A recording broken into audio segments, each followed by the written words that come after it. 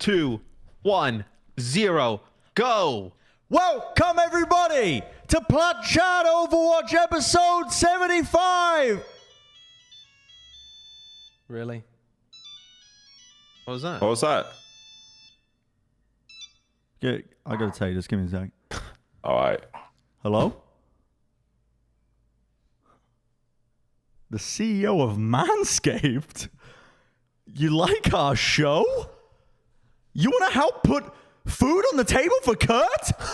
You want to sponsor Plat Chat? Wait, hold up. What? You're sending over the talking points now? Okay, all right, give me a second. Listen, we can... Kurt, throw it up, run it up. Kurt, roll it up, bigger, Kurt, bigger. Manscaped.com, code PLATCHAT for 20% off. Are you kidding me? Are you kidding? Yes, sir. Yeah, I'm on it right now. Support for Plat Chat is brought to you by Manscaped, who is the best in men's below-the-waist grooming. Manscaped offers precision-engineered tools for your family jewels. They obsess over the technology developments to provide you the best tools for your grooming experience. Manscaped is trusted by over 2 million men worldwide. We have an exclusive offer for all of our trusted listeners. 20% off, free shipping with code PLATCHAT at manscaped.com. Matt, show him the lawnmower. Show him the lawnmower 3.0, 2021 edition. Does that sound good? Yeah. Okay, yeah, I'll keep going. Johnny, Paul, what have you got? What is that? Underwear. Manscaped underwear. Bro, refining the gentleman. Got a pair of high-performance Manscaped boxer briefs that'll keep your junk feeling fresh all day, and a travel shed bag to store all your grooming goodies. Where's the shed bag?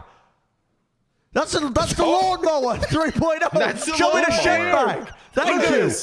What else is in there? Look at that. I mean, there's nothing in the bag. It's just you're supposed to put the other stuff in the bag. That's a very big bag for a big razor. Do they have anything to make my balls feel fresh after a long day sat down recording a Plat Chat?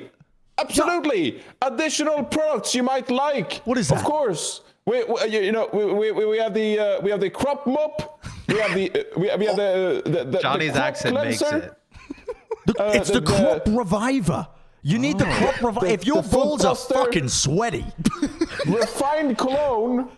And stinky? Yeah, you need the crop reviver, I'm telling you. Yeah. And the crop preserver. Wow. To keep your balls from sweating and smelling. Wow. Yeah. Now, before Manscaped, Matt used to just shave his balls and his head with the same razor. Yeah. But that's unhygienic. You can't do that. That's true. You good call. Yeah. And since Matt has received the Lawnmower 3.0 2021 edition, which you can get too at manscaped.com, code PLATCHAT for 20% off and free shipping, you don't have to be like Matt. You don't have to be a little unhygienic goblin. Yeah, I mean, weirdly, Matt still does it, but that's just personal preference. It is personal preference. Yeah. No judgment. Oddly enough, I have the lawnmower, the 2.0, because I did something with Manscaped on Instagram, and I use it all the time. Right? We used it on my head here. What'd you say? Use it for your eyebrows? My eyebrows? No. Why would I? I'm not Josh. I don't just shave my eyebrows If we off. get 1,000 purchases with code PLATCHAT, Matt will shave. Don't start. Okay, never mind. That is not true. That's not official. Do not listen to that. We can't do that. But what I can say is manscaped.com. Make it bigger. Make it. That's it. Nice. Yep. Manscaped.com, code PLATCHAT for 20% off. Visit manscaped.com. That's right, 20% off, free shipping with code PLATCHAT. Unlock your confidence. Always use the right tools for the job with Manscaped. Boom, baby. I do have one question. Yep. What's the question, They Jonathan? do sell this refined cologne. Mm-hmm. Yeah. Do you put that on your balls, or do you put it on your chest when you go out? you You put it smell on like your balls. Manscaped at a club. Try it everywhere. I mean, you can try it. I think it's supposed to go on your balls. But But you may as well just go with one universal smell, right? Your whole body. Sure. Like, I think Josh is onto it. I mean, I wouldn't recommend it. I'm just saying, I got a girlfriend already, okay? And I mean, maybe I'll introduce myself to the cologne, treat her right. But for those people at home who perhaps doesn't have one, you can look into the cologne, it'll serve you well. Well, I mean, that's the thing. It's a complete package. All right. You know what I mean? I mean, this went off the rails real package, early on. Brennon. You get it all. I mean, the complete package. Make sure your package isn't smelly or hairy. Yeah. Yep. by going to Plat chat. Manscaped. Yeah, code Plat chat, manscaped.com, 20% off all our business. Boom. I'm so glad the CEO reached out to us 5 seconds within the episode. That was That's unbelievable. really good Yeah, timing. that's great timing. And I'm such a professional that I just, okay, emails up, talking points. Kurt had it already up. I mean, we're built different. What a seamless Yeah. operation. We're built Yeah. I was different. about to say, I feel like I haven't spoken to you guys in a week, but I actually haven't spoken to you guys in a week. Well, actually, no, I spoke to spoke Bren to the other you, day. Matt. Josh, he's so busy. He's the guy's doing VOD reviews 24/7. He's doing this, shilling out for money. He's so trying hard to to kick track me down. from the WoW Guild. That's not true. That's not true at all. What's funny is, so I went down to my building. A bunch of us used to live here, and I went and Chelsea's like, "There's some packages down there. Can you go check?" I was like, "Yeah, sure, whatever." I start parsing through them, and I see a little package in the corner, and it's just beat up. And I was like, maybe that's her. And I was like, nah, it doesn't say it. And then I like picked it up, and then I did a double take. I was like, wait, huh? The package was for Josh. He hasn't lived here in like 3 apartments. Yeah, he's lived in 3 different locations past now. And there's just a package downstairs. And Chelsea was like, "Did you get it for him?" I'm like, "No, he lives in Texas. I just left it." She's like, You left the package? She's like, Why? She's like, but you should get it. And I was like, yeah, but he like doesn't even know about it. So like it doesn't matter. So there's a package downstairs that's just beat up for you, I think. It may still be there. I don't know. What to do about it? What can I do about it from here? I don't know. What can I do about it? Go fucking get it and open it. I'll tell you what, I know that Jaws lives very close to Matt, so I'm going to get Jaws. I'm going to actually, me and Jaws and Bren have been playing Raft recently. It's like a survival game, and Jaws is addicted to it. He really wants to play it every night. So I'm going to just use that to blackmail Jaws. I'm just going to say, I won't play Raft with you until you go and get my package and send it to me and pay for the shipping. Jaws and then is I'll play the most- Raft with you. He is the most unhappy video game player I've ever met. Every time I play a game with him, he's unhappy. Jaws? Regardless of the game. Yeah, Jaws. is He just because hates he played everything. with you. Yeah. No, Huh? well, we don't had think one so? of those moments. Well, we Johnny, had one of those moments. you almost threw our game the other We day. played. Yeah, and it was at Rialto. Yeah. And I like, okay, Jaws has this tendency to like frontline as DPS, and it mauls me the fuck off because like I realize that he's a great player, and like, but when he stands in front of Reinhardt as Hanzo and then dies, and I like meme about it because I'm like, Jaws, like you're frontlining again, and then he gets upset and he's like start talking about throwing the game, and I'm like, just no, said, Jaws, "I like it throw doesn't have now." to be like this. And just unbelievable. started going, no, I pick Sim into double sniper and just pick Sim in my game. Like live on stream. But What's wild is though, I But- can't deal with Jaws when he's like that. Like Josh can throw my games all day, and I'm just like, well, whatever. That's the price you pay. When Jaws does it, I just get angry. Because you know he's really good, genuinely. I mean, Go on, Johnny. look, let's not throw the word great Why or are really we good just around talking like that. shit about Jaws right I now? know. Why He has didn't Matt even brought this defend up? himself. I will say, I love playing with Jaws almost more than anyone else of the talent crew because he's a proper hype man. Like when you pop off, he doesn't like sit back and it's like, oh, you could have done that better, like, oh, you didn't do this right. He hypes you up. He's like, you pop off, man. Go ham, carry. Like when I'm playing Reinhardt and like hit a shatter, like Jaws hypes me up and I'm like, oh, more Jaws. Yes. never Pop does me that up, for me. fam. He doesn't do Oh, that I for love this me. But you shit. don't Jaws is pop a off. hype Yeah. man and I love him for it. He's fantastic. I don't know I why they love don't playing with like Jaws. playing with the 3 of us. It's so odd. I feel like is me, really Josh, and weird. Bren are probably That's the best really 3 weird. people to play with. You want to get his show on the road? I do, because I hear Yeah. there's been some big announcements. Yeah. Big news. Yep. Big news. Oh, There's it's so Jaws. handsome. Is that the Look CEO at of that actor. Manscaped? That's James Bond. It's He's not the owner CEO of Manscaped. He's not the CEO. It's not the CEO of Manscaped, but I was confused. He's wearing a suit. I mean it is Is Jaws everybody who cast. wears a suit the CEO of something? Yes, that's how it works. Duh. Right. We're here to talk about some Overwatch. So we got the Overwatch 2 behind the scenes, which finally was released with BlizzCon, and we're doing a bit of a recap here. So we're going to be going through some of the topics, I guess, and I suppose at the end of it, we'll just talk about our general impressions, our takeaways from the overall announcement video. It was But we'll very start- polarizing.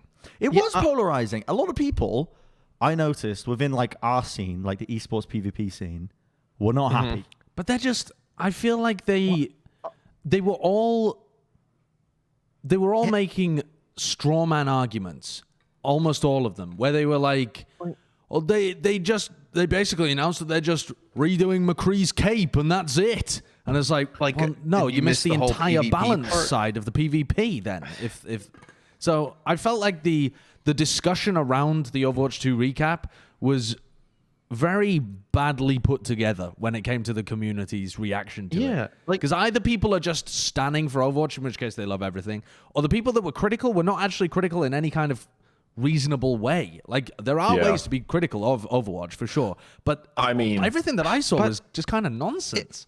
Everything that they showed, like, one, I thought, like, I didn't know what to expect with, like, the behind the scenes of Overwatch 2, like, the whole kind of video.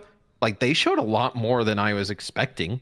Like, there was a ton. And even if you are just, like, hardcore into PvP, like, hearing the fact that they are, like, you know, going and looking at, like, passives and, you know, giving, you know, tanks a different type of, like, a role, let's say, or just kind of thinking about them in a different way. Like, they showed 2 new PvP maps, right? They talked about 2CP. Like, there was a lot in there. And then you saw how much detail they're putting into, like, the single player.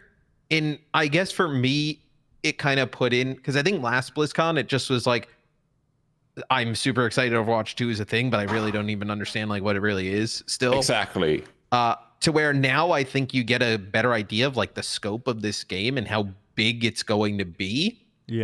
I'm just way more excited for it now. Let's start talking with the PvP stuff that they announced, like a lot of the PvP stuff, which was the new maps, which I think was New York, which kind of previewed. I can't remember what the other one was. Toronto, that had already been. We already knew about. That was Toronto. last BlizzCon too. Rio was out as well. Was it Rio? They had a map that was they had the Rio map that they showed for PvE, but then they also showed people doing PvP on that map. Okay. During one of the clips that they showed. I think that's another thing that I thought people were being quite critical about it, because they were like, "Oh, all this focus on PvE. Where's the love for the PvP section?" But game development works in they're putting work into the PvE section, and that inherently is going to bleed into the PvP aspect Rome as well. Rome. This map looks gorgeous. Yeah. This map looks insane.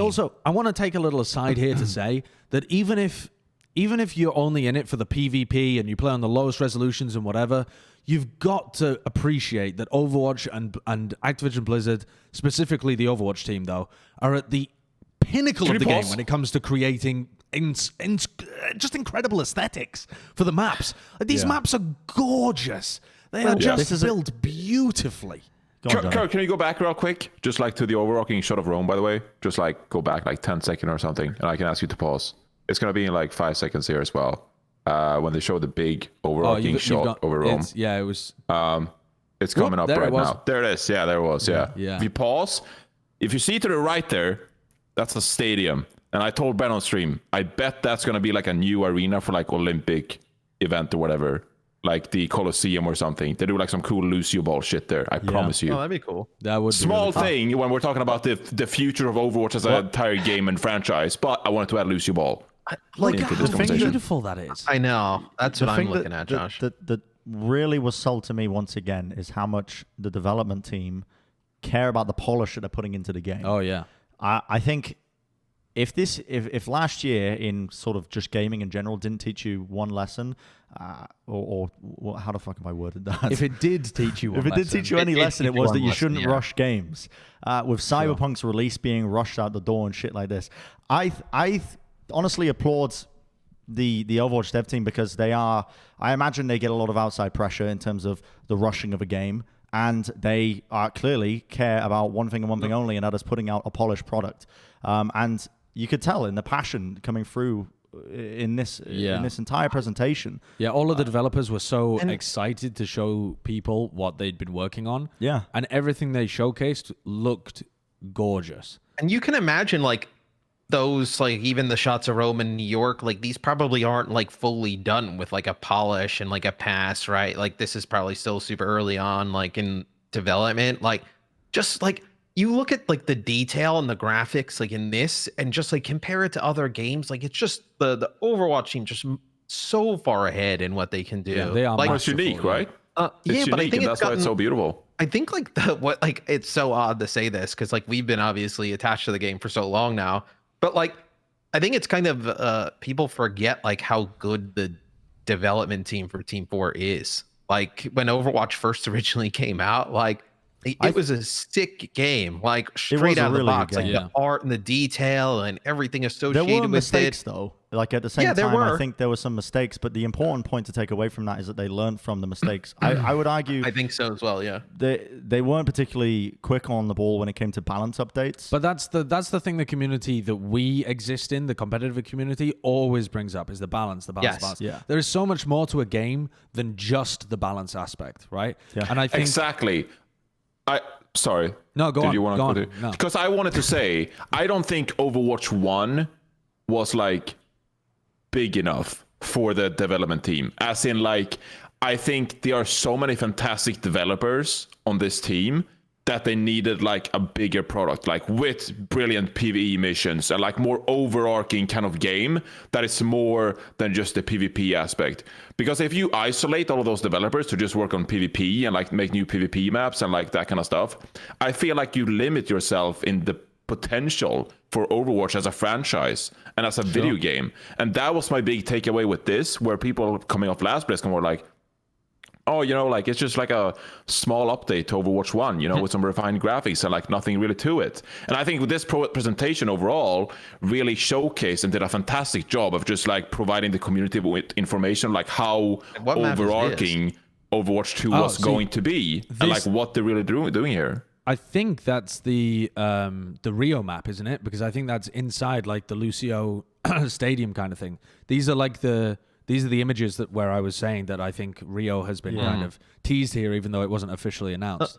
So this is the point I wanted to tie it back to, but it's development work that's done on the PvE side, which is the best way to grow the game. Like as much as like our side of the scene, it's hard to like admit it, but like the larger portion of a player base cares about the story missions and the PvE aspect, like the lore of the game itself, which we can talk about in greater detail later, but it all feeds into the PvP aspect. Like the maps are reused in the game for PvP. I imagine Overwatch 2, when it releases, we're going to have a ton more maps, probably some maps that aren't favorable might just get phased out and only used in arcade, I imagine, is the sort of idea that I think would happen off the back of it.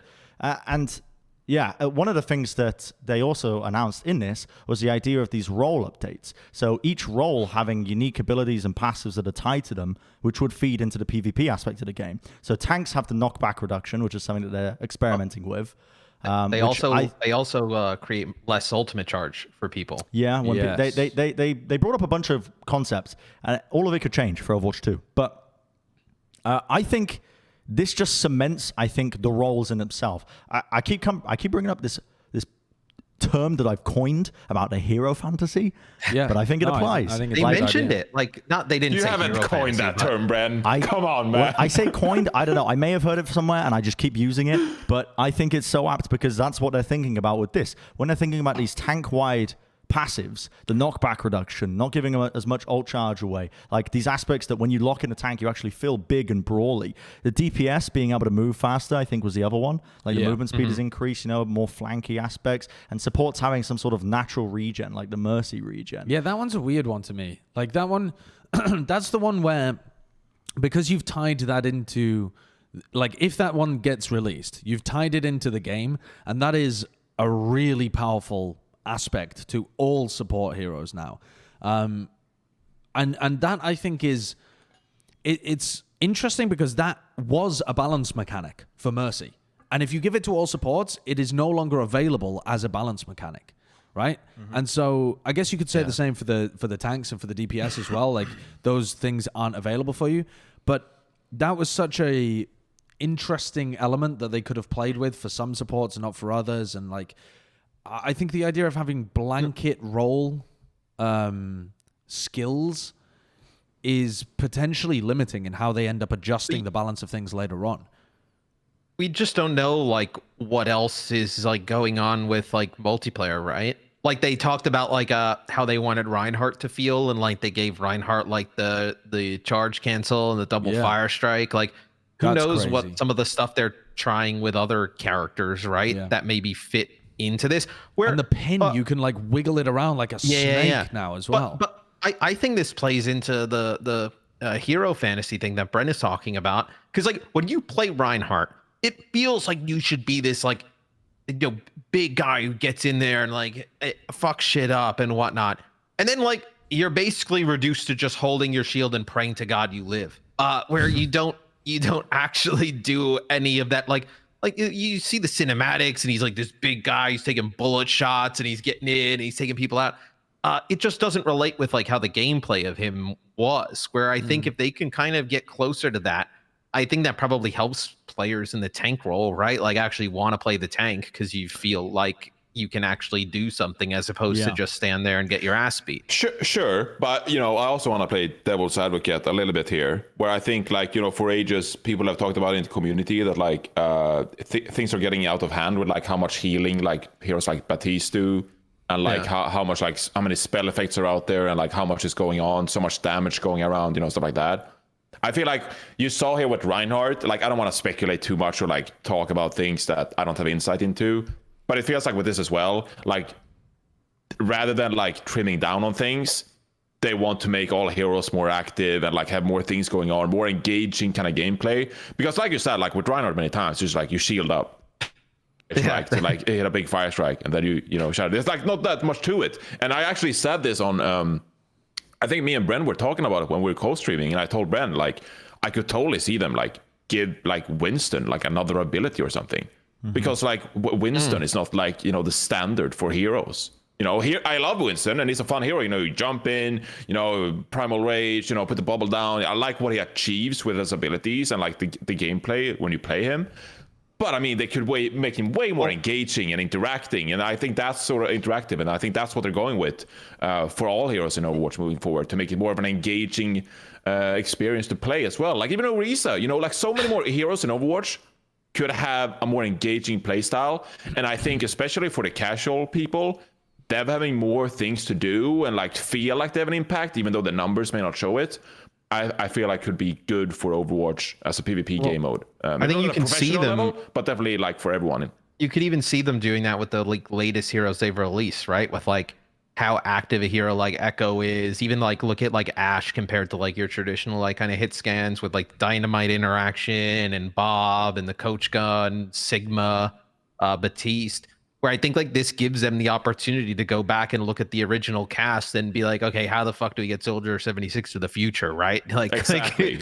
like how do we make new heroes, but then also look at the heroes we've created and that people love and make sure they don't get passed up by the whole new roster of things we create, right? This to me gets to the core of why I think the hardcore competitive audience should be excited by what they announced at BlizzCon, because I think these kind of messages can slip through the cracks a little bit, but obscured a little perhaps by the PvE aspect. But these, we all know them, the people on Twitter who tweet about like, Overwatch is dead, but then they carry on playing, and the people who are like, my god, the power creep is so incredible, why don't Blizzard fix it? And then they keep on playing. The people who just want the game to be different, but and then were tweeting about how they were. Yeah, but then they were tweeting after BlizzCon, being annoyed that they hadn't been shown enough. And I can understand some aspect of it. They didn't show a huge range of different heroes, probably because they're still working on them. But what they did show was that so many different balance decisions are up for being redone. Like this is, it's not a clean slate in terms of we are axing 20 heroes and making 20 new ones. But it's as clean as you're going to get. Yeah, like some of these heroes are going to feel very different. They're either going to be redesigned or they're going to play very differently because they've redone a bunch of core tools when it comes to the kit. And that should be really exciting for people who are actually in a who feel like Overwatch is in a rut. I know there's a significant portion of the competitive, like hardcore competitive player base, who believe that Overwatch's balance designs have kind of gone too far down the path of irredeemableness, where it's like, all right, you can mess around with the experimental cards as much as you like, but there's some core problems with how the game design works. And I think that maybe while the development team doesn't agree with all of the things that these complaining people are talking about, there are definitely some things that they are totally willing to redesign. 2CP, for example, get it gone out of the game. It's literally gone when it comes to ranked modes for next year. And the way that they're talking about the hero design and how things work, and okay, not about like the feel of it, but in terms of how they're interacting with each other and the way that they're feeling comfortable about redesigning supports and balancing out different niches for the roles. All of this should be really exciting for that hardcore audience because it gives Blizzard another opportunity to get it right. Like, if you truly think that Blizzard over the years have got it wrong with the direction of Overwatch, this is a new start for them to get it on the right path. And also, I would like to say, cool thing. Yeah, I would like to say, if you're like one of those complaining Andys as well, who all you do is care about your gameplay experience in like top 500 or even like Grandmaster, and you just bitch about how the development team is like doing a bunch of shit that you don't care about, like whether it's solo missions or, you know, making characters more engaging or whatever. If all you do is complain about that all the time, you're being fucking selfish. Because honestly, Overwatch has some of the best potential in the entire game industry. Like, as a franchise, Overwatch is incredible. The art style, the characters, the potential for like fantastic lore. Like, there's so much potential with this franchise that it's not bound to your fucking attack on Gibraltar. That's not all it can be. You know, it can be so much more than that. And all these people like complain and they bitch about their gameplay experience, you know, playing, you know, this one character that they specialize in and play 8 hours a day. Like, it's not about that. It's about Overwatch as a franchise. And they really showed at BlizzCon that they have so much in the works, and that there's so much more to Overwatch than just attacking or defending on Gibraltar. I mean, even the top 500 I'm players, excited for. Even those top 500 players, the more players that you can attract back to the game because the franchise appeals to a wider audience, they're going to benefit with like shorter queue times and that kind of shit anyway. So, and the larger the game is, the more they're going to want to put time into the game, etc. It's all positive, even if it's not positive specifically for your area.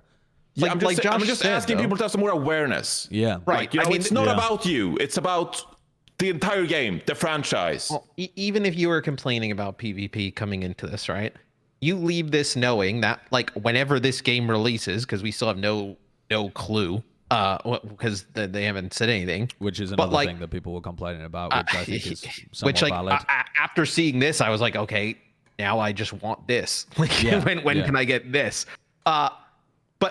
But already, without seeing like every more detail, you know, Sojourn exists with a railgun. That's something cool. Railgun is something we've always wanted. Predicted that, by the way. You actually you nailed the prediction on that, by the way, Bren. I mean, apart from the fact that it's a slow-moving projectile, but I kind of nailed it. When I said slow-moving projectile, I fucked up, because what I meant to say, like, when I say slow, I mean, like, you know that typical railgun finish where it's like a tracer. It goes like and you see the tracer, kind of like the in TF2 the Machina, Machina. I don't even know how you pronounce it. I think. And it's like the tracer. That's kind of what I feel like when I think of railguns. Yeah. And I am so happy to finally see a railgun. Jonathan was right, because Bastion got a hat. Yeah, he was. Yeah. I mean, that's ridiculous. And you were right, because we got more lore. True. Everyone was right. Everyone was right. But you know straight away, even if you were like, man, like, I don't know, like, multiplayer, it's been a drought. You know straight away that you have one awesome new hero with a railgun. You know that 2CP, which has been a game mode that's kind of been, really disliked by the community, is gone. They're not putting in resources to try and fix it. They're putting resources into the modes that you like. Yeah. You saw 2 awesome looking new maps, which kind of like look like very good, promising, maps in terms of art design and where they're going with it. And you saw that they're re-looking at all of the multiplayer from a high level perspective of starting with passives, making tanks brawlier, just an idea with Reinhardt as example. Like, even if you're frustrated with the game currently, which I think everybody is at times, right? You at least know now that there's a large scale looking at everything regarding multiplayer, right? Yeah. It's being looked at top to bottom. That's also why I think it's wrong to call this in any way a DLC. Because if it's a DLC, you don't change core mechanics of how the game works, right? On this kind of level. And yet, the way that they're talking about it, it seems like a lot of the core mechanics of how the game works and functions and how the roles function and stuff like that is going to be modified. The engine has been updated as well, which was something they discussed, which allows them to do things that were previously unavailable. Like, if you wanted the game to be balanced in a certain way, if you had an idea that you wrote a letter and you sent it into Jeff might have read it and gone, that's kind of cool, but at the moment our engine can't do that. by upgrading that kind of stuff, they have the ability to do things that they haven't previously been able to do before. They talked about some of those. All of these things are really exciting for the future of Overwatch. They have way more tools at their disposal and opportunity to do things, and that should be exciting. I think I was just going to say, I think we can come off as quite preachy in this moment. Yeah, maybe. Especially to some of people who are probably doubting as well, or maybe aren't as happy coming off the back of it. But I think it's important to note as well, 3 of us aren't affiliated with Blizzard at the moment. It's purely our opinions coming from this are that, at least from me, I feel like the general negative scope of what we've been seeing, I'm a lot more optimistic for what I've seen, from what I've seen. You know what I mean? I think a lot of people went into it pessimistic, and I told you, Bren, I was pessimistic, Yeah, and I came away just stunned. I came into this with very low expectations, but the thing that this sold to me, which we've reiterated earlier, is that this is an entirely new game. It's not an expansion pack, which was one of the major throwaway criticisms of the announcement. It's not something that could be a DLC.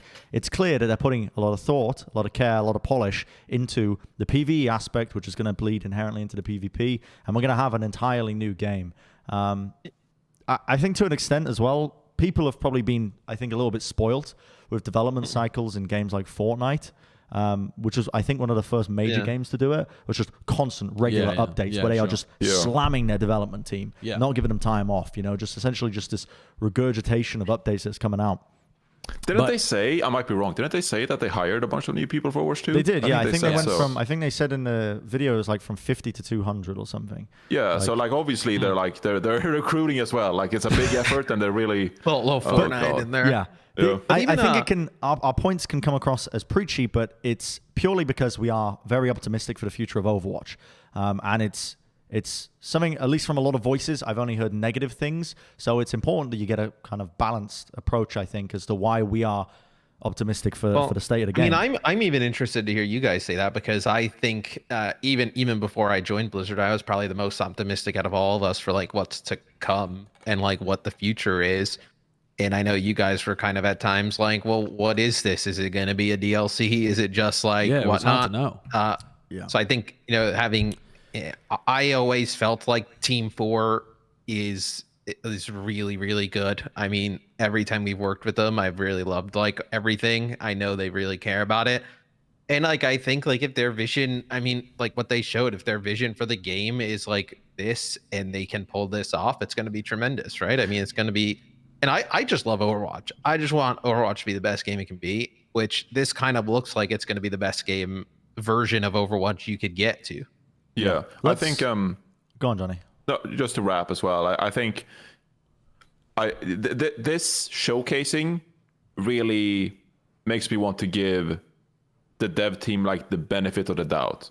Because I think there was a long streak, like a cold streak for like 2 years or like a year or so, where like there wasn't a lot happening, and we didn't really have any insight. And I think it's very easy to tell yourself that like, be a bit of a doomsayer, and you're like, nothing's going on, we don't know anything like that. But like when they showcase something massive like this, and as we mentioned, that they've been recruiting a ton and built out the development team, like you can't just be negative and pessimistic about that. You can't just be like, you can't be a doomsayer and be like, well, they upgraded from 50 to 200 employees working on the team. That's gonna be pathetic. What are they gonna do with that? Like that. I'm happily give them the benefit of the doubt now when I know more. Yeah, I mean, look at Call of Duty. I want to finish this off by saying as well, we haven't really addressed the major criticism that people have been having, which was like, well, we've got no content for Overwatch 1 in the meantime, which is the major issue that people were taking away from this. Yeah. For me, personally, I think, again, this comes back to the thing I'm talking about where people have been spoiled a little bit by the game development cycles of the modern era, where it's just constant updates being pushed out. But like, I say back in the day, but like when I was playing games as a kid, playing Halo, you bought a Halo game, there was like maybe a series of patches for like the first year, and you just had the game and it just wasn't touched. You got Halo 2, you got 4 DLCs the first year, and then it was we'll see you in 3 years. And then you're playing the same game that doesn't have any balance changes whatsoever. I personally get the most enjoyment out of a multiplayer game when it doesn't get touched and it's in a perceivable balanced state, because at the moment, I think there's currently Echo, I think, is a little bit overtuned. I think Boar's a little bit overtuned. But StarCraft aficionado Brennan Hook. I genuinely, I like it when the game isn't touched for a while. Just let it simmer, you know? Just let it sit for a bit. You tend to get, and you'll even see, we're not even getting just that. I mean, they're still going to be touching the game from a balance aspect. People are complaining about the lack of events, heroes, things like that. But I think... But that's what I think is going to change in Overwatch 2. With the hirings and the different like PvE stuff, maybe disagree, Josh? You don't know until you see it, right? It should, but you don't know that, right? Like that's the optimistic view of it. To me, it comes down to two different viewpoints. You can look at it from a pessimistic view, and you can say we've had a drought for a year, and we don't know the release date of Overwatch 2. They've essentially taken all of the time when they could have been working on Overwatch 1 content, and they've packaged all of that up, and they've just released it as Overwatch 2. But that to me doesn't make sense, the pessimistic argument, because Overwatch 2 is not just we've created a bunch of stuff that we could have released in Overwatch 1 and we're going to release it at the end. It's a fundamental redesign of the game. Like they've updated a lot of the base level stuff that's in the game. That itself takes time, and you have to get that foundation level, but you have to get that foundation set before you can build more stuff on top of it. So there's really a limit to what they could do with Overwatch 1, and they're trying to expand the horizons for the future. Now that's just the realistic point of view. The optimistic point of view in my head is that this drought was because they were spending so much time and so many additional resources making Overwatch 2 excellent. And when Overwatch 2 continues in the future, they're going to use all of these extra resources to pump out regular updates, and it's going to be even better than it was before because they won't be working on a new game, so they'll have time to make new updates.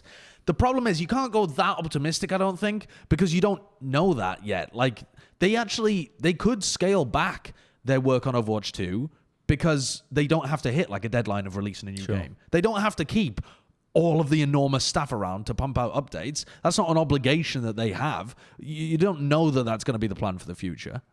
And who knows like what they try and do. Like you see so many different games, like, you know what, like Fortnite used to release stuff. I mean, in the heyday of Fortnite, like not as much anymore, but like they used to release a new gun every week. You got a rocket launcher this week, got a new shotgun the next week. The week after that, you got a plane. The week after that, there's mechs on the ground. You got a sword. You could be Thanos. I mean, it wasn't that quickly, but the content came. It felt like every other week. Yeah. Every other week they would. It was like every other week they would add stuff and chop and change. And then you see like Valorant does it like every stage or act, like however they decide to do it.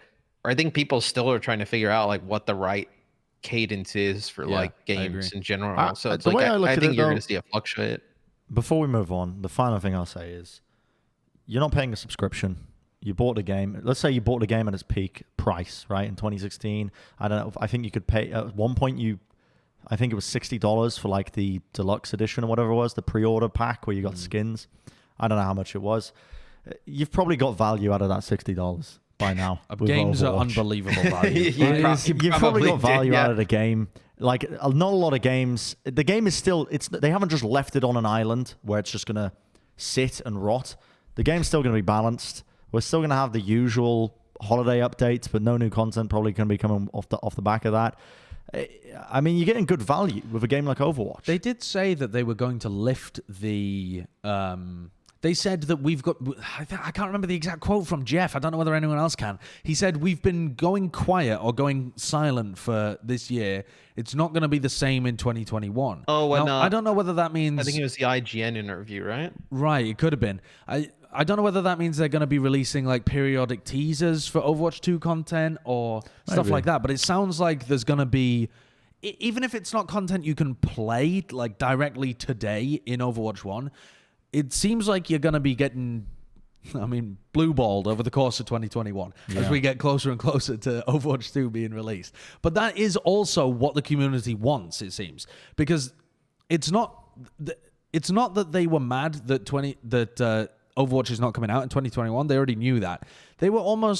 Some people were mad that they didn't show more heroes. Like they wanted to see 3 heroes be announced or 5 heroes or something like that. But I think they're just going to trickle the announcements out over the course of the year is my guess. Here's the quote from Jeff in the IGN article.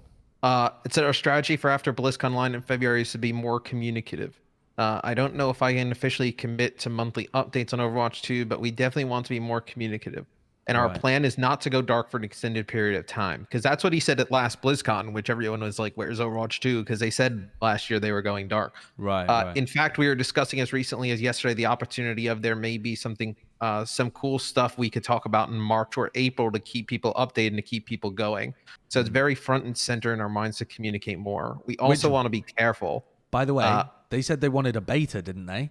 So I think they talked about that somewhere. And so even if the game isn't planning to be announced this year, there might be a playable beta, I don't know, towards the end of the year or early next year or whatever, to the point where the game hasn't released, but you can still get your hands on it earlier. Who knows? So it says here, we also want to be careful. I think there's a right time to get the audience hyped and build to launch. And there's also a time where it's like, hey, that was kind of not cool of you because it was too early or we're not ready to have this just yet.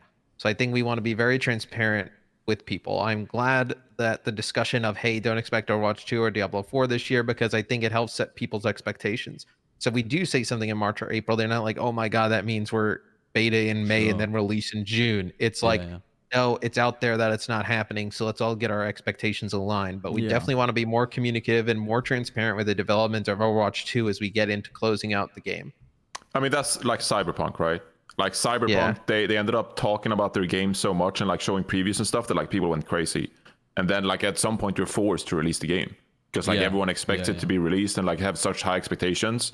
And I think it's a bit of a trap where you're like, hey, there's so much cool stuff about Overwatch 2, and they're like, release it. And it's like, it's not ready, dude. It's like, Let's talk about more of the stuff in the announcement. We've been kind of on this overarching topic. True. Yeah, the next topic that I wanted to talk about was this going into depth about the PvE systems, the progression and talents, because it's. Cool. I mean, we're not going to be on this topic for long, I don't think, but it's basically them expanding upon what they already announced at the previous BlizzCon, where they're just talking about the PvE systems. So they've gone with like a classic, literally a World of Warcraft classic talent tree. Like this is the one they showed, and it was like very bare bones, like things you can pick from, cool. You can unlock these, but the new system, this is the old one. So if you continue going forward, Kurt, you can see the new one they show a little bit later on. It's like 3 different archetypes that you can go into with PvE. Like you'll see here, Reinhardt, and look at this. You got these 3 different archetypes. If you can pause it at the previous one, you've got like the Crusader, Juggernaut, Guardian. All of this probably subject to change as well. But you have got a classic talent tree like in WoW, like old school WoW. But also, sorry, Bren. I was gonna say, I fucking love this. I'm an as an RPG nerd. I like coming into it, and I like planning out builds for specific encounters, planning out stuff like this, tailoring the things. I think this system might change further down the line as well, because part of the reason I moved away from it in WoW was that it felt like your choices actually weren't impactful at all. Why is that? I don't play those kind of games. Because with every level in WoW, you gained 1 point, and it was like you get this tiny upgrade. Oh, right. In a 5% armor, which means you take 3 less damage per hit, and it's like okay. It's like you're like whatever. It's kind of boring, but if they do it correctly, they can do like big major upgrades maybe on every single bar that makes it fun to progress through. Right, I see. So the idea being that if you actually have less choice, they can be much bigger buffs. Yes, which is what they moved to in WoW. I see. Yeah, I hadn't really thought about that at all. This kind of, like this area of the release just missed me entirely because I don't get it. I don't play these games. I don't understand them. It's fun. You make different builds. You go in, different builds are better for certain situations. I mean, this looks kind of cool. Mercy can this made kill me people giggle. with The Mercy with an yeah. RPG in the sky. I do think though, like if you were wondering like the progress they made from like last BlizzCon to now, just look at the talent trees that they had at last BlizzCon and then look at the ones now, right? Where they've kind of borrowed something that the WoW team has done. Where like me and Bren play WoW, like Johnny, you play a little bit, but there's a mode in it called Torghast. Bren, he's doing it. There's a mode in it called Torghast, Josh, where essentially they break all of the rules of what they can do in like the multiplayer portion of it, right? Right, yeah. Where you can just create all these wacky things. Like you couldn't put like this in multiplayer where Winston is just stunning people with the chain gun. But this allows them to just go crazy with it, right? And just let people have fun, which I think that's going to be exciting. Yeah. It strikes me as like the people who love playing tiny Overwatch and crazy custom games like that will love this aspect of it, I think, because you get all of the insanity. Destiny. This looks so much like Destiny to me, with the different classes you can pick in Destiny, but like for each hero. And that's why I'm fucking excited for this, because if there was ever a developer that I would trust to do Destiny better than Bungie, it would be Blizzard. To do it better. Think about the boss battles, like think about all those aspects. There might not be the loot aspect, but like for me, what I always enjoyed about Destiny was like the interactive raids and shit that they did, right? And like Blizzard was Could the you ones imagine who a raid? The Blizzard are the ones who are pushing the envelope when it comes to a lot of like these interactive raid concepts in WoW. You take away some of these concepts, you share some of those concepts, you're gonna have some unreal encounters in the game. Well, I said this to Bren when we were co-streaming as well, and it's like way far-fetched, like maybe in 10 years.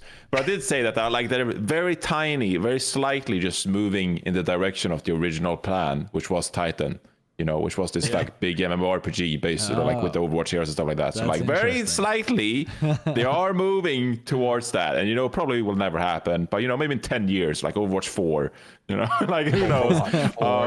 But I did want to say on the talent tree system as well. I gotta go outside and get my food. But I want to say with the talent tree system, it promotes replayability, because rather than when you have like 3 abilities to choose from, like okay, you run with one ability and you do that for a bit, then you pick another ability and then you run with that for a bit. With talent trees like this, especially in classic WoW, you can be like a paladin or whatever, and you have like 5 different like builds to figure out, and you're like, what if I just went super armor heavy, and like how little damage will I take? Or like, what if I just specialize in holy damage? And like you can figure out and do these like hand-picked builds for yourself. It's not all just about Googling, like what's the best build for Reinhardt, like stuff like that.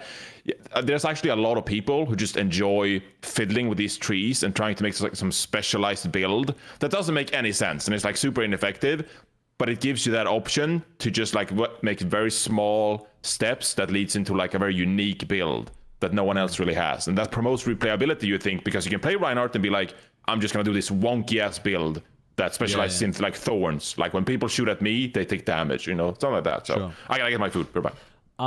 I saw, I don't really play games like this, but I do watch a lot of speedrunning. And I know that this is going to, I actually saw Bren looking up a speedrun for Overwatch 1.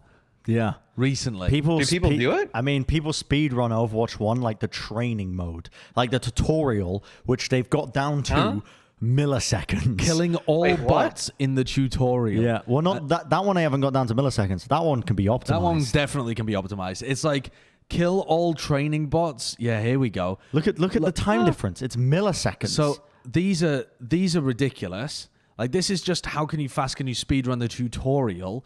There's practice range. There's 50 eliminations is just insanity. But if you look at the practice range one, I think the idea was, is it this one? Yeah, I think it is, isn't it? It's the idea is that you have to go through each hero in alphabetical order and kill all of the bots in the practice range. And you have to do it as fast as possible. And so someone's got it to sub 15 minutes. This is so silly. It's ludicrous. It's absolutely ludicrous. But people are trying to do this. People are definitely going to speedrun. People are going to speedrun it. People are going to speedrun Overwatch 2 for sure. And the PvE aspect of it will end up getting attention and a community built around it that is really competitive PvEing. And I think that's mega cool. I mean, that I'm gonna do it, but I'll watch it. Like when it gets to that elite kind of level, I'm interested. I'm intrigued.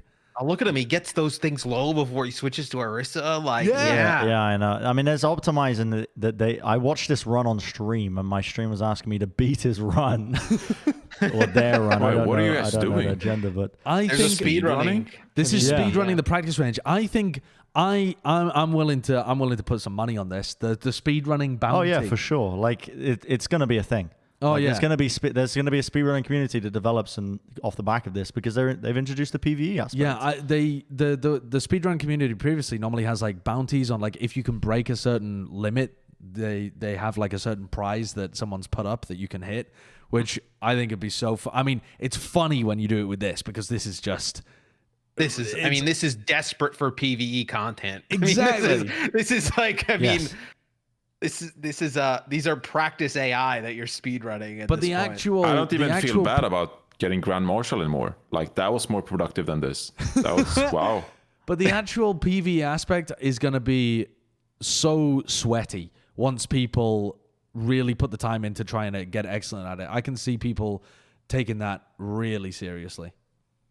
Yeah, that's all I wanted to bring. I wanted to bring up that point, but I'm glad you did, Josh. Yeah. The next thing we want to look at as well is the hero upgrades, because presumably there's a time skip with Overwatch 2, and they're showing the updated looks of all the heroes. And they teased, I think, Widowmaker and McCree and Reaper, I think, was the ones that they showed us. Yeah, and then Sojourn as well, who was coming out as well.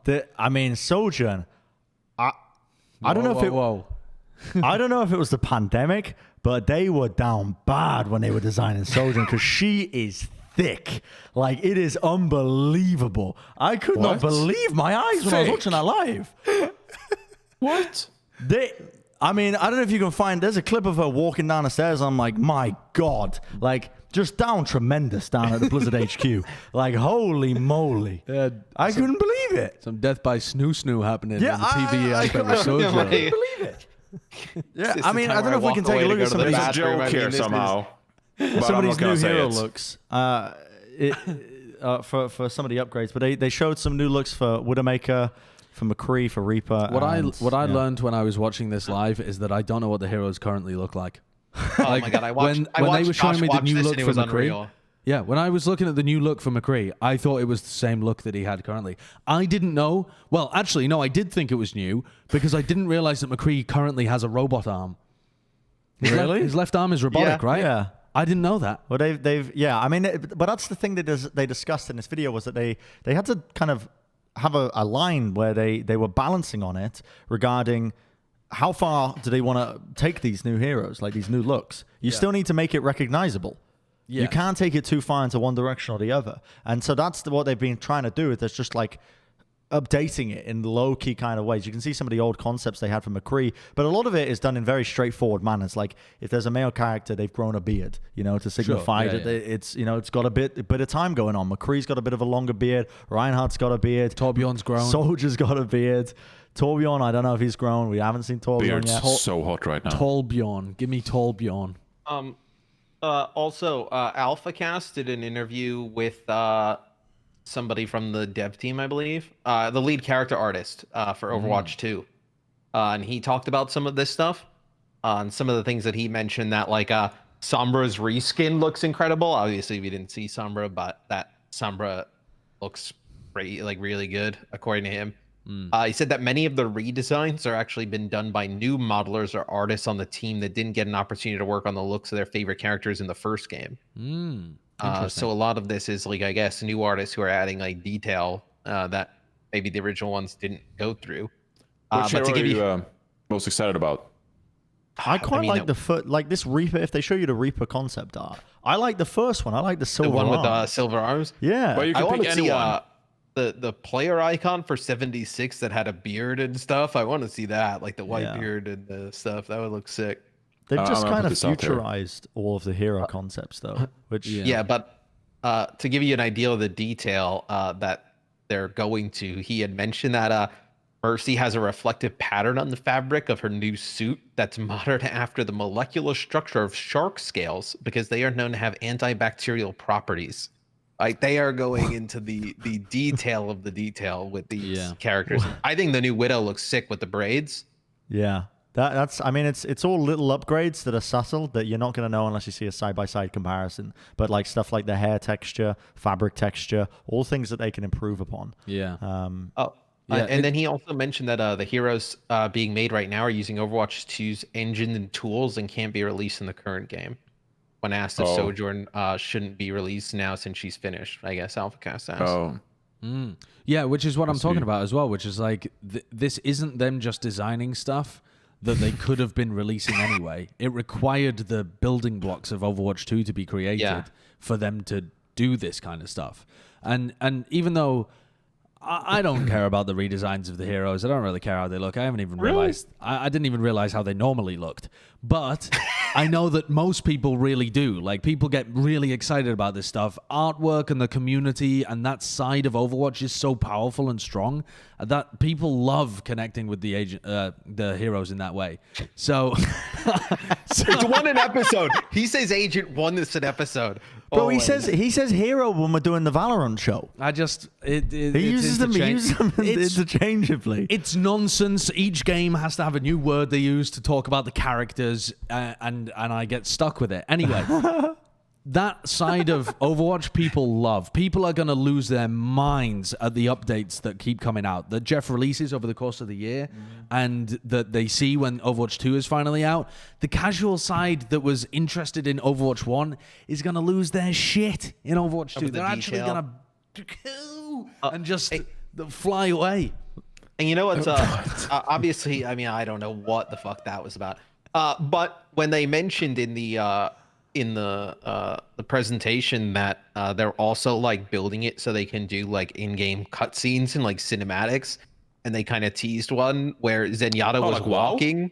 Oh yeah, They have the tech for that now. They showed, and there's one where Zenyatta was walking, and like Sombra and Widow were like talking to him, and Genji came in and like kind of deflected, and there's obviously some type of dialogue. People will eat that stuff up. That's the lore that Josh has been asking. That leads me nicely into the next segment we've got, which is the new lore. Give me more lore. This is what the people want. And it's the points that we were bringing up earlier about how it all feeds into the general health of the game. People have been clamoring for more lore, more interactions. It's something that Overwatch has always done very well, is the kind of interactions between heroes and the spawn, talking to each other, stuff like that. Now you're going to get it much more. And it's the evolution of Overwatch as a franchise that's just going to make it even more successful, is just the new lore. Yeah.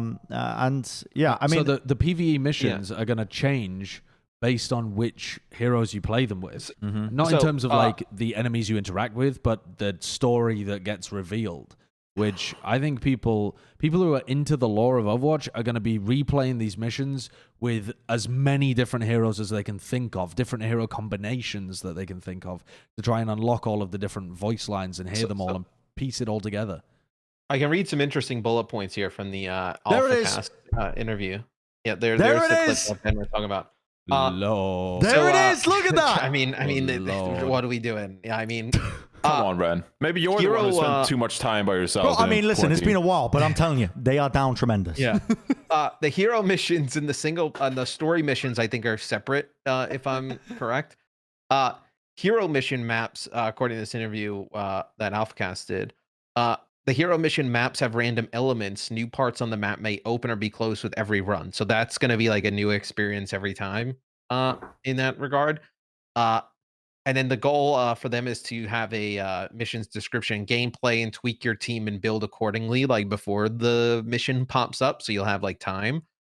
Story and hero missions are completely separate. Each story mission has an intro and an outro cinematic. I mean, that is sick. That's really cool. Story missions are a full-fledged story campaign, and this is interesting. It brought me vibes of, I think it was Sonic Adventure 2. But there will be story missions that you can do from the bad person's point of view. Sorry, Sonic Adventures 2. Yeah, you never played that game? No, what are you talking about? It was good. So it was a Sonic game, and you could play each story was like individual, and you can play the story from the bad guy's point of view on their team, and they had different story missions than the good guys, and you can kind of go back and forth, and then they ended in the same spot. It was released when I was 5 years old. Yeah. But this says that there'll be story missions from the bad guy's point of view, which is super interesting.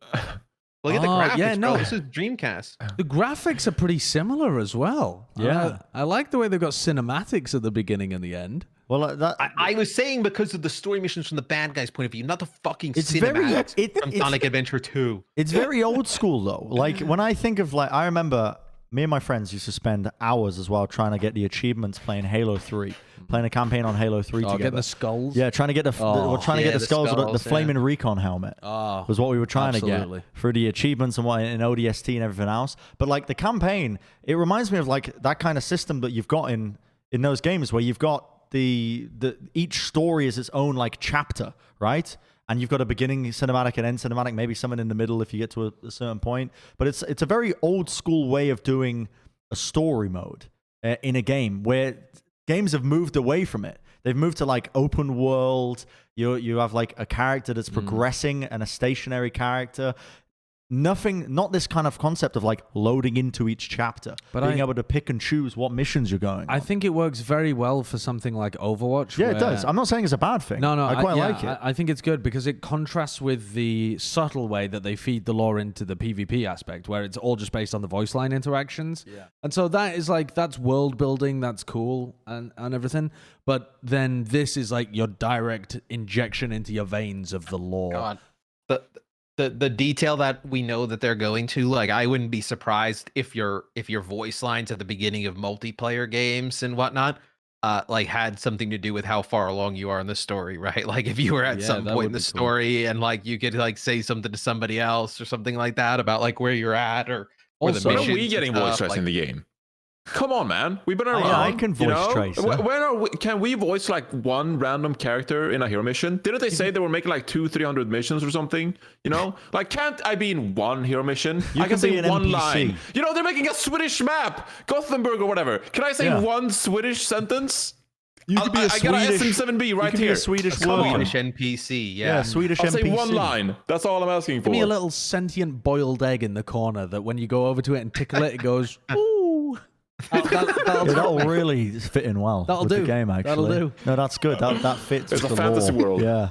What the fuck are you talking about? I don't know. It's all I could think of. That's why Dude, he's got a fucking designer. hat, bro. Did you guys notice the hat flips backwards when he goes into the turret mode? Like it's forwards when he's standing up, and then when he goes into turret mode here, it flips backwards. Oh yeah, he goes into cool guy mode.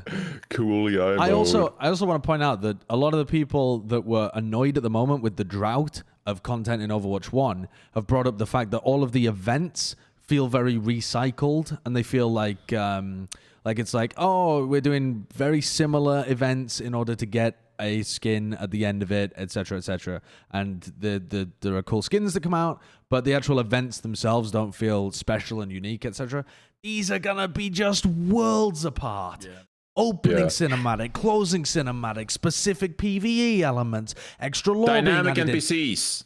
Yeah, like the robots are like dynamic and shit. Yeah, and assuming that they do continue these in the future, like for example, a Lunar New Year event might tie into the release of a new opening cinematic, closing cinematic, and story in the middle. It ties all of the stuff that people love about the game, like the cinematics that get released on YouTube, the comics that get released that include the lore, and then the events that are actually the in-game stuff. It ties them all into one thing that everyone can enjoy. I think it's just such a fantastic idea for how to serve the community regular update content that they get excited for. Think about how this impacts even like the release of new heroes, right? Like after release, like when a new hero gets released, like I assume you'll be able to play them in single player. They'll have a talent tree. You'll have hero missions for them. Like maybe there's some new stuff in the story. They're also available in multiplayer. Like it just makes them a whole world of more impactful. Yeah. This I thought was cool. Like, I mean, look how good this looks. Yeah, I'm overwhelmed. Cool. I'm honestly overwhelmed by how awesome so many things are here. Yeah. Now we wait. Yeah. I want that's pretty much it. You've heard our thoughts on it. Sorry, I did want to mention one more thing related to the design of stuff as well.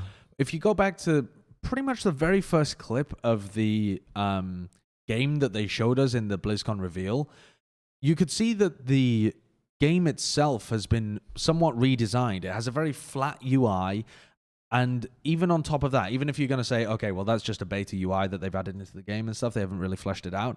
The individual animations of everybody's particle effects and stuff like that are a lot cleaner and more stylized, which could be because it's an early build of the game. That could absolutely be the case. Or it might be because Overwatch has always been criticized as being a lot of visual clutter. Whenever it comes to the esports side of it, people talk about the visual clutter as being a big problem for it. Whenever people talk about the game itself and like how chaotic the game is, they always bring up visual clutter. And I think it's a very valid argument when it comes to Overwatch 1. When you look at the clips of Overwatch 2, the game looks way easier to tell what's going on and gather information from it. It's just... Yeah, It's and clean. less so the PvE components, because that's where they can go crazy with it. That's where they have so many different talent trees. But like, I think it's like the 5-minute kind of mark, something like that, when they started talking about PvP. They showed a clip on, I think it was this With like the very first Reinhardt clip. thing, I think you're talking about. Yeah. Yeah, and they, even before this, actually, it's like 30 seconds before this. Yeah, here, this one. This is like the first clip of PvP that we saw, and I was struck immediately by how decluttered the visual aspect of it was, and how much cleaner it looked. Like all of the aspects of it, Tesla cannon, the healing particles, like all of that are much thinner lines and less particle effects that make the information easier to tell. Mm-hmm. I wonder if that's something though, Josh, that they're kind of like, I wonder if that's something they can do this time around that they probably didn't feel like they could do last time, because the only representation of the game was the multiplayer, right? So you had to add all those like particle and lighting and detail to multiplayer. But now if you have the single player, right, you can just dump all of like the fancy bell and whistles into that. And then make the multiplayer kind of like take some of those effects away and make it easier for people to see and understand. Yeah. Because I mean, I don't think anyone's going to be like, oh man, I can't play multiplayer because Winston's Tesla cannon doesn't look as good as the single player, right? I think everyone would have a better experience if they had a better idea what was going on. Like, Definitely. Yeah, that's a great point. Let's move away from this. I mean, I feel like we've got all of our points out, being overwhelmingly quite positive, I think, over the whole announcement. I mean, I think now it's just like you said, Matt, the waiting game. Yeah. Where were you guys going into BlizzCon on like a 1 to 10 scale, and where were you guys leaving it in terms of how you guys feel? Oh, how we're leaving it? Like going into it, like, and what your expectations were. I had zero expectations. Well, what do you mean by zero? You didn't think like, they'd mention anything about Overwatch 2? I thought they'd 2? say Overwatch 2 is coming. Here's a preview of some stuff. But the thing that I liked about the announcement was how it wasn't just a PowerPoint presentation. It was, you could see the love and attention that each dev had poured into each segment, and it sold it much more to me watching it. And even if you pass out and itemize all the things that were announced and see, oh well, that's not a particularly big list. It's the depth that they went into discussing, like how they got there, the systems that they had to build to even get to that point, the timeline that they've gone from, where this small dev team has now expanded to this big one, and how it's all working towards this greater, bigger thing that is Overwatch 2. Yeah. So yeah. So you went from 0 to somewhere. I came into it thinking that it might just be a bit of a glorified DLC. Like the PvE aspect was going to be the main component of it. But I think the stuff that they showcased with the engine upgrades and how that gives them more tools to be able to do a huge range of different things, and the potential for rebalance, gave me hope for the future of the balance aspect of it. I'm not convinced that they're going to get it right, but at least they have a new opportunity to get it right, which I think is really cool, looking towards the future. But really, the thing that got me most excited about Overwatch 2 was that I could tell it was going to bang with the casuals. Yeah. Like, when I just look at it and look at the level of detail that's involved in the world building and the lore and the cinematic element, they put so much effort into that side. Even though I'm not interested in a large portion of it, I just know that people's minds are going to get blown by it. Like, the casual players are going to lose their shit, love the game, and that's going to trickle into benefits for the PvP side, which is the community that I'm most interested in. So I'm very optimistic about the future from that point of view, that I think it'll be a big hit with the wider community. The console players who play Destiny will just be like, oh my God. Yeah, I think it's going to be just such a big hit across that aspect. Yeah, but I think we're all just like big fans of Overwatch, So like, whether the success is with console players who we might not resonate with as much, we're incredibly happy for the game if it does well and receives a big player base. Yeah. And whatnot. It's only natural that. Go on, Johnny. Sorry.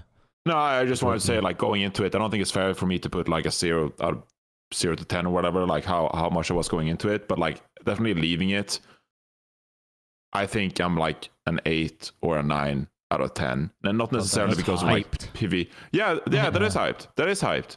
But I think, and I think from my point of view, it's justified as well. Like one has the right to be cautious, maybe a bit more pessimistic, given the last year or two in Overwatch 1. But I think more than anything, for me personally, I think this showcasing really showed to me that Blizzard, and especially with the hiring and stuff as well, like they're investing in the Overwatch franchise, because I think that's a good point. Siri, I'm trying to talk here. I think you can make the argument that Overwatch was arguably the most neglected Siri the most neglected franchise at Blizzard. Like, it wasn't, they didn't do it right, in my opinion. Heroes of the like, Storm there's so fans are molding right now. Yeah, but that's just a you don't even know who we are. Yeah, you forget that StarCraft is still. Come on. You want to talk about upgrading engine? Did you know that Heroes of the Storm was built on the StarCraft 2 engine, and that was part of why it was so bad? Because like they had major FPS issues and like couldn't do anything because it was just a StarCraft 2 engine. But yeah, I wanted to say, like, there's so much potential with this franchise. Like, there really is, with the heroes, with the lore, the graphic, the fantastic art style, and they just didn't justify it with Overwatch 1 because it has the potential to be so much bigger. It has to be so much bigger than just these PvP maps, and, you know, even though they're beautiful and, like, the hero design is amazing and stuff like that, it has to, you know, go into the lore, you know, hero missions, PvE. You know, I've been memeing about Netflix show, but like at some point, like the Overwatch has that capability. It has that potential. I mean, and with the hirings, the investments, I think if you're Bobby Kotick, or like J. Allen Brack, you have to sit at that like board meeting and be like, hey, we're not doing Overwatch right. Like, this is a fantastic franchise and we're not doing it justice because it has so much potential. And I think this presentation, more than anything, really showed me that they're taking it seriously. And they're investing, and they're trying to do it right. And I think with that effort, I'm very optimistic for Overwatch's future. I don't know what that's going to look like. You know, I don't know how the brand or like franchise, what it's going to be known for in 2 years. But I think Overwatch as a franchise, I'm very optimistic for it expanding rather than being isolated to just PvP game modes. And that's all it is. You know, I'm very bullish on Overwatch overarching as a game in the video game industry. Yeah, it's quite natural for all of our opinions to be. I mean, I will say I think we've all been overwhelmingly positive about it because we have so many attachments to Overwatch. So it's natural for us to want it to succeed, and that's where probably a lot of our viewpoints come from. But also, just looking at it from some people just have the point of view where they just want Overwatch to fail. So it's important to balance that out. I think it's a good question to ask, though. How could Overwatch 2 completely flop? Like, what would it really take for Overwatch 2 to flop? And I think, I mean, if it was announced to be released in like 2027 or something, then it would flop.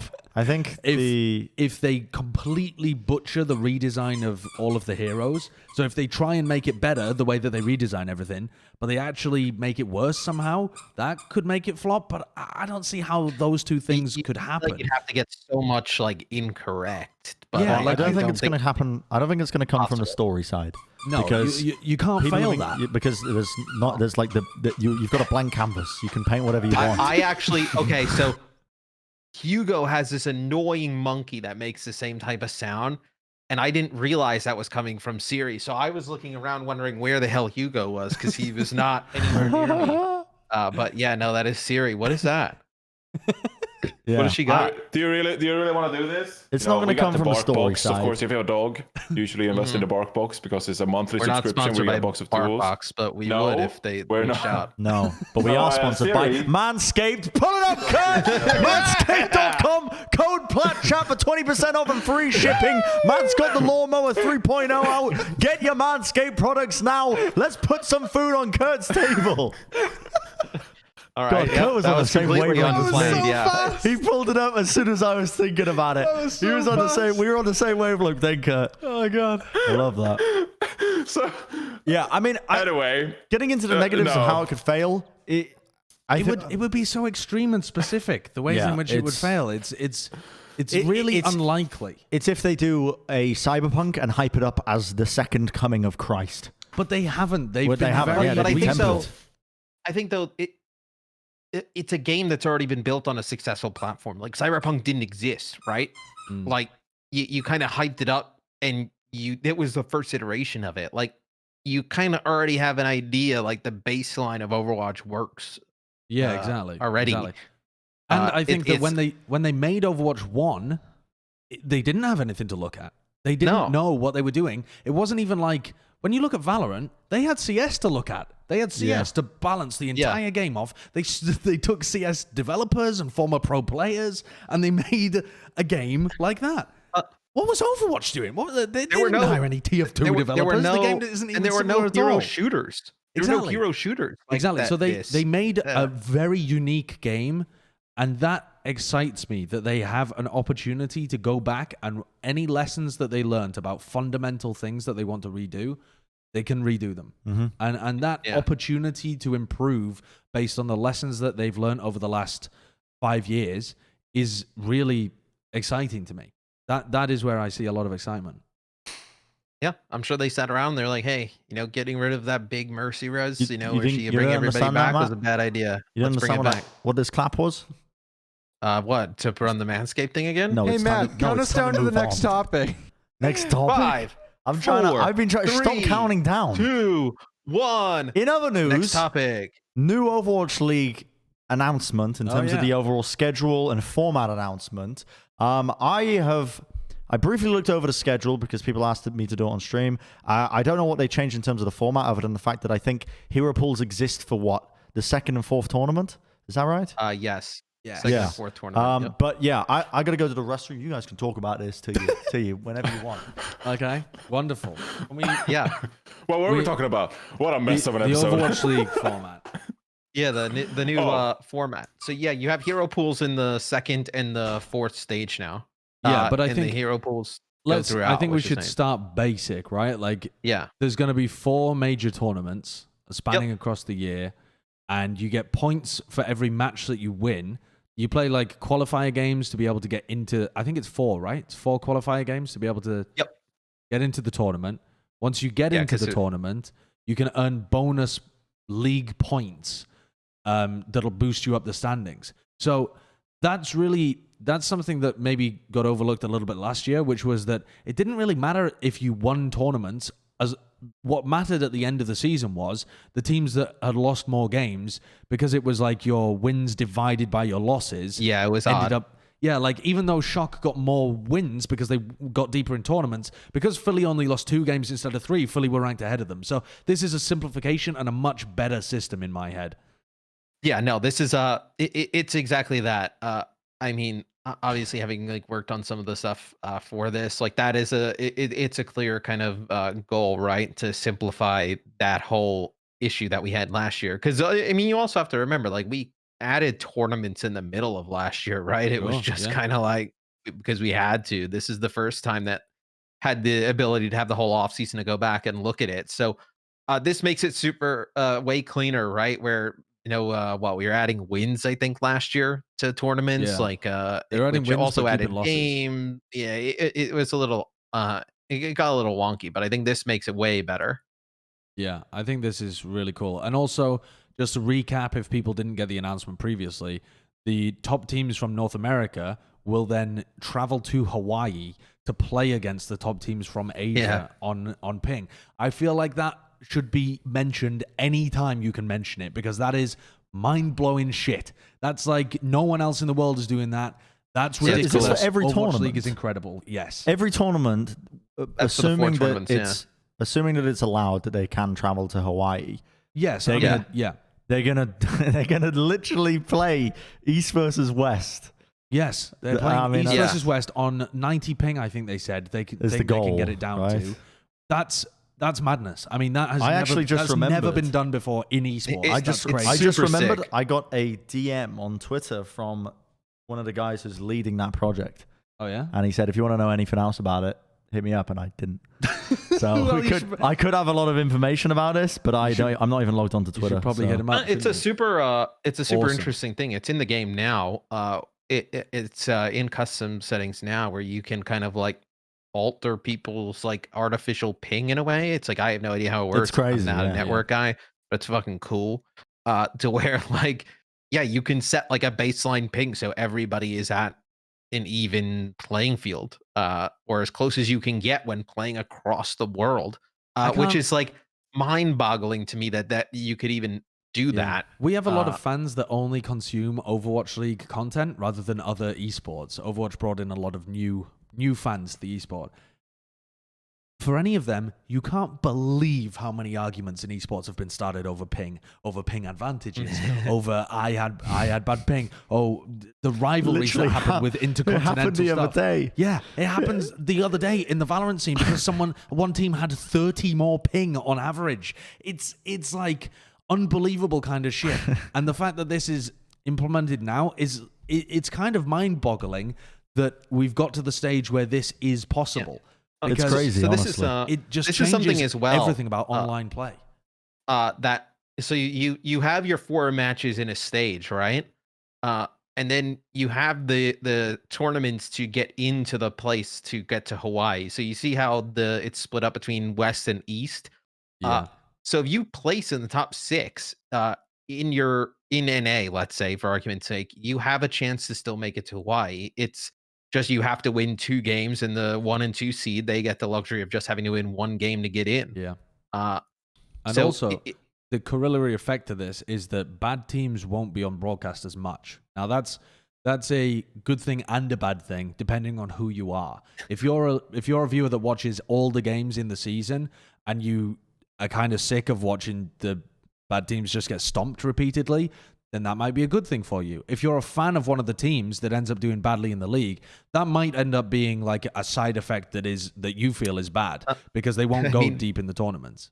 Yeah, essentially with this system, right? You get 6 playoff quality matches before tournament weekend even begins, right? Yeah. And then you're at the final 4 there. So like you get personally, a lot. I think that's really cool. But I can kind of see how like I'm going to use Vancouver as an example, or like Valiant or something like that. I can see how fans of those teams might be like, damn, I only get to see my team play on like 8 weekends You don't know throughout they the could year. make it. What do you mean, Josh? Well, no, of course they could. But it's likely that there will be some teams who never make it. I don't know exactly who they're going to be, but it's likely that there's going to be some teams who never make it to the 6th seed across a week because a patch doesn't quite work out for them or whatever. And I can see the fans might not like it from that point of view, but I do think that just everything else about this system is way better for everybody else. You just get so many, you get just more of the better game.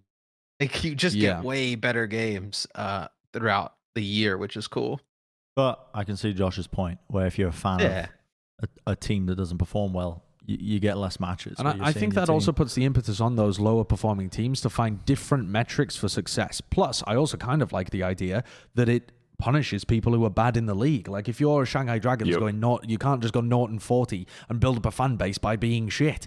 You actually have to try and get on broadcast by winning a bit more, or alternatively make a bunch of cool content about your team so that your fans get to see the players when they're not on the stage. So I actually think that this is even a positive team for those organizations within the league, that they should be incentivized to either win or make cool content for their fans in order to kind of meet the same exposure amount as the teams that are winning. Yeah. What else happened in the news? Also, the way the schedule is built in like a way more detailed way, that like the 4 games are played over the 2 of the possible 3 weeks. So like 2 in 1 week and then 2 in another week. So teams will actually have an off week in the stages as well. So it gives teams a little bit more, because I think teams probably want to. Is that in like between I know every Call tournament? of Duty, huh? In between every tournament. Well, in the tournament as well, right? There's 3 play weeks in a tournament, right? So 4 play weeks in a tournament, I think it is. But you'll have one of those weeks off, Gotcha. because you have it kind of staggered. Where I know Call of Duty loves this. Like Call of Duty, they hate playing like 1 match in a weekend and then being like off and then playing another match. Like they'd rather just play a bunch of matches in a week and then have a week off, or just play a bunch of matches just constantly. So to have like more breaks for the players, play more games back to back, I think it'll be a better. I think you'll just see better play. Overwatch League is also doing primetime slots this year as well, where they're shifting certain games to the primetime time, like the actual prime viewing time for whatever region that is, if they think they're the better game. So I think they're starting off with the Battle of Texas, and depending on if one team starts doing really well that weren't expected to do well, or some like a major rivalry throughout the season develops between Toronto and Houston, even if they're not maybe the top teams. The Overwatch League might say, well, we think the fans are going to enjoy this rivalry clash the most, and so we'll put that in our primetime slot, which I think is a super cool thing that they've built that flexibility into the schedule. Yeah, and I think one of the things too that people were excited for is like how hero pools are. Like they run for an entire stage. It's the same. I mean, I remember last year it was tough. Even like, I mean, I felt like every time we were like, which hero pool is this?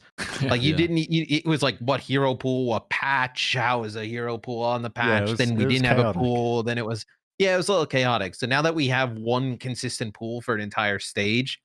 That's nice, and then also the fact that the balance patches are just going to go in between stages, right? Yeah. So you know the patch that you start a stage on is the patch you end the stage on. It's not like, oh well, the final week of the stage gets updated and comes in. So a lot of I think quality of life changes, if anything, right? It can't be underestimated how big it is that the hero pool change for an entire stage. And then the game patches in between. Like I molded so much. I spent so much of my energy just molding about hero pools last year. Like this is massive. Like unbelievable props to the league for making some awesome changes because I'm psyched. This is easily the best format that Overwatch League has had across any season, and it's not even close. Like it's not even close. If you were able to have homestands and stuff as well, obviously that would make it better, like actual LAN events. But considering those are completely off the table right now, you couldn't have done it any better with the format this year, I think. Very cool. They really are. I'm a big fan of tournaments. I agree with Josh because I worked on it. Yeah.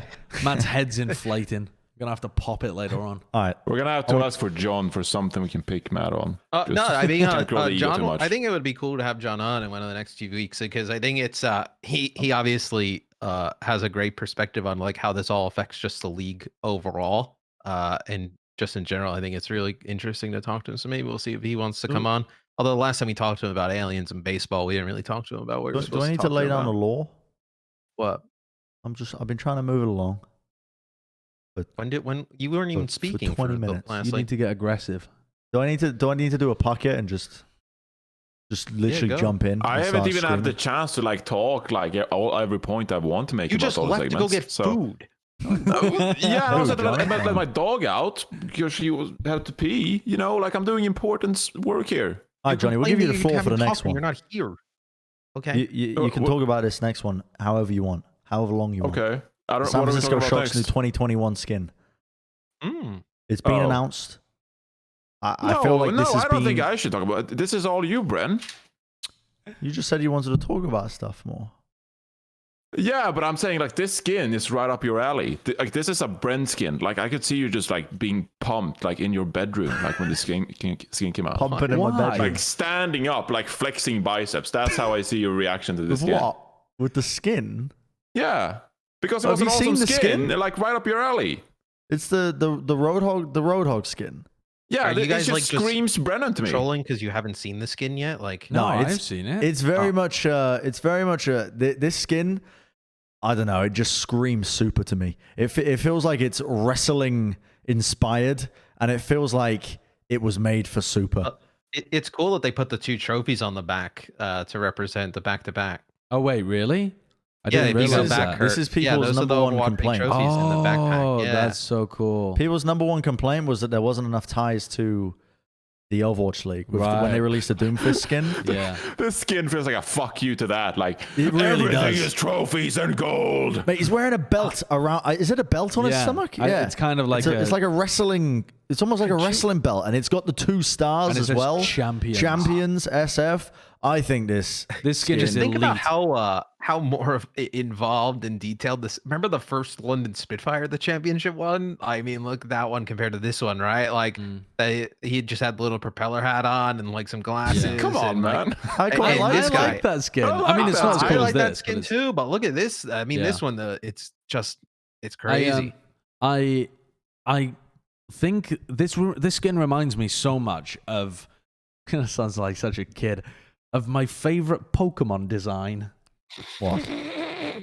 You know that? Have you seen the Pokemon Emboar? Yeah, Emboar. It looks in Smash as well. Exactly like Emboar. Yeah, it looks quite like so Emboar. similar. But I'm not mad by that at all. A firefighting type, big flaming hog man. It's sick. I think it's just a really cool design. That's your favorite Why? Pokemon. I think it's one of my favorite Pokemon designs. How do you spell it? Yeah. Embor. Embor. Embor. There he is. There he is. Why? That's I can see very it. similar I can to see it. This yeah. is now super in my head. If I ever run like a Pokemon Nuzlocke or something, I'm taking that, I'm calling it super, and we're seeing how many things it can kill before it eventually dies. What's your favorite Pokemon, Johnny? I feel like I'm in an Avast meme at this point. What's your favorite? This feels Pokemon? like an Avast meme. My favorite one is Jolteon. Jolteon. All right, Yeah. okay. What about you, Matt? I don't know. I wasn't really into that shit. He was too Anyway, it old. was all about Mate, Sonic 2 Adventure. was a teenager by the time it was released. I collected them because everybody else did, but I didn't know what the fuck's going on. Okay. I mean, It was kind of elegant but sparkly and lighting. You know, it is kind of mine funny though is, how everybody and their mother is now a huge Pokemon card fan. You know, just coming out of the woodwork. Oh yeah, I've been collecting them for Jaws so is very, long. very angry about it. Pokemon. And Jaws made a whole YouTube channel, and he just watches his own videos over and over again about I don't think Pokemon. that's true. Videos Why is this? We've roasted Jaws twice now. In No, this should shout out his episode. channel. Well, people were saying on the last episode we were too mean to Johnny, and when I say we, they meant me. But Yeah. Jaws has I got had a people come into my Pokemon. chat and were like, "Why does Matt bully you?" And I was like, "What?" okay, Jaws is that's really cool, into right? Pokemon. When people said I being mean to Johnny, because I was watching, and I was like, one, we're doing a bit.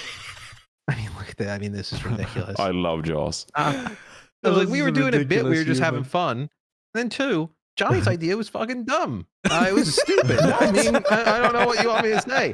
What did I even say? I mean, I don't know what you want me to say. It was stupid. I mean, so you had an opportunity to apologize or to clear the air or whatever, and you doubled down. I appreciate it was a stupid idea. I don't understand what we're talking about. Oh well. I don't know. People get What do you want me to upset say, because Josh? I see it a lot as well. People come into my chat and are like, "I wish they wouldn't bully you on Plat chat," and I'm very appreciative for those people because those are the real fans. Sure. No, those Sure. are the ones that want to donate coddle money you. and sub Yes. to you. That's why you like it. I Those are actually, totally giving it you drives money. me up the wall when fans try and coddle me. Really? Yeah, when they're trying to tell I like me it. to do Makes me things feel to look safe. after me. Oh my goodness, I have a mother to do that. Bully Also, me instead, please. if anyone is Send listening me and they mean don't messages. understand, we are friends with each other. Yeah. It's That's called true. joking with friends. Well, I mean, three Yep. of us are friends. Yeah, I'm just an acquaintance. Yeah, I mean, we just happen to know I each love other. that Matt assumed it was him. We just happen to know each other. You know. I just said three, and I was just wondering who would identify as the odd one Yeah. out. Matt just cuts off ties with us that People just easily. like to watch me and Josh, just me get mad and Josh just troll. And then, unfortunately, now we're stuck together as business partners. But yeah, no, we're all friends, guys. Keep donating. We're all friends. I'm ready. I'm ready to move on to the final segment. Can we What if I wasn't ready, though? Kurt, can you just shout out Jaws' YouTube channel so Oh, we yeah. actually like What is Jaws' oh, yeah, Pokemon yeah. YouTube channel? YouTube.com Yeah, slash go watch it. What is, Subscribe. I actually like don't even know videos. the name of it though. YouTube.com slash If you type in Just Jaws, making it up. oh, it's just Jaws Yeah, there Pokemon. it is. Oh, Yeah, Jaws Jaws There you Pokemon. go. Yeah, he puts a lot There of you effort go. into his Subscribe to videos. that shit. Subscribe. He There we puts, go. he Some of puts a lot of Jaws' effort videos. into his videos. He loves so. Pokemon. And- Yeah, and you know what? Jaws actually was into it before it became a clout thing. Yeah, he was. He was a big fan of it. So there you Why go. is he There's a little mean? that. I mean, that just looks. Does he's- this mean that Jaws is the progenitor of all humans? What? because he's next to Mew? Yeah, just a little Mew joke for all the Ah, there you Pokemon go. fans out there. My favorite Pokemon is Bulbasaur. I know nobody asked, but there you go. Yeah, nobody did ask. Nobody asked. but I Why? want to Can you get explain out why? there. Why is Bulbasaur? What? Why? Why? Why Bulbasaur? It just speaks to me. I don't know why. My favorite color is green. It was my first starter that I picked, and he's number one, so he's the best. Right. I don't know why I thought it was funny. Your favorite color is green. It's not really that funny. Yep, there it is, Bulbasaur. Oh, You know the thing on his back is just a normal plant. Like in the description, it says a plant grew on this Pokemon's back. I was like, all right, it's not actually part of his flesh. Then it's just a random plant. That's pretty cool. That's not cool. That's I quite just- like that. Anyway, Have you considered growing plants, Bren? no, I don't want anything to rely on me. Dude, you should just tape a plant to your body and do a Bulbasaur cosplay. I still have to do the summer Torbjorn cosplay. So Oh when I get yeah, when out did of the that way- happen? That's supposed to happen. Yeah, you absolutely debated people on that. So when I got back to the US last year, I was like, okay, I'm going to do an IRL live stream of me in Target building it. And I was going to buy the pieces that I'd need to build it. And then COVID happened. then COVID happened as soon as you came back, mate. It was Yeah, like it did. March until COVID happened. did.